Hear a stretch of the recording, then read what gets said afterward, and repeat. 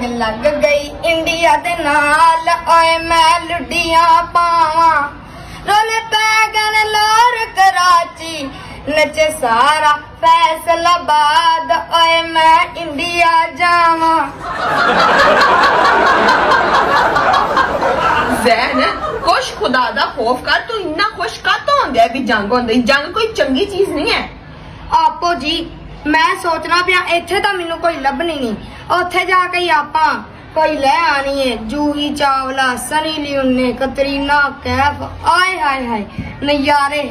जे जंग च शहीद हो गया ते उत्ते जाके हुरा लभ लिया, ते जे जंग जित गया ते फिर जूही चावला, सनी लियोनी, कतरीना कैफ, आए हाय हाय मौजा ही मौजा याशिया।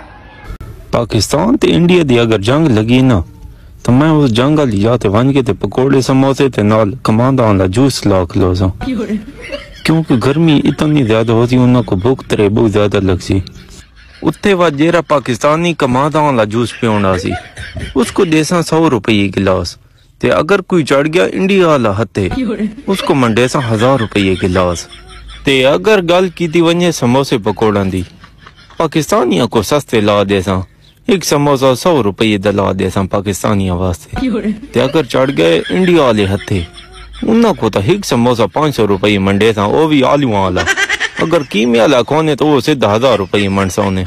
हुण बस ये जंग दा इंतजार है, कोई इंडिया वाले हिक फिटाका कोई हिदे पाकिस्तान दी वैन आना मत पाकिस्तान दे इन्हें तो सीधे थे खलेन। जंग लग गई इंडिया दे नाल ओए मैं लुडियां पावां रोल पैगन लोर कराची नचे सारा फैसलाबाद ओए मैं इंडिया जावां। ज़ैन खुश खुदा दा खौफ कर, तू इन्ना खुश कातों होंदा है भी जंग होंदी? जंग कोई चंगी चीज नहीं है। आपो जी मैं सोचना पिया इत्थे तां मैनू कोई लभनी नहीं, उत्थे जाके ही आपां कोई ले आनी है। जूही चावला, सनी लियोनी, कतरीना कैफ, आए हाय हाय नजारे। जे जंग च शहीद हो गया ते उत्ते जाके हुरा लभ लिया, ते जे जंग जित गया ते फिर जूही चावला, सनी लियोनी, कतरीना कैफ, आए हाय हाय मौजा ही मौजा याशिया। ज़ैन खुश खुदा दा खौफ करना। वैसे एक गल मैं वेखी है भी पहले जो जंग होई सी ना पाकिस्तान ते इंडिया दी ते लोकी डरदे सी, ते हुण जदों इंडिया ने जो पाकिस्तान नूं कहा ना भी जंग है उदों ते पाकिस्तानी होर खुश ने भी नहीं, हद नहीं होगी। जंग लग गई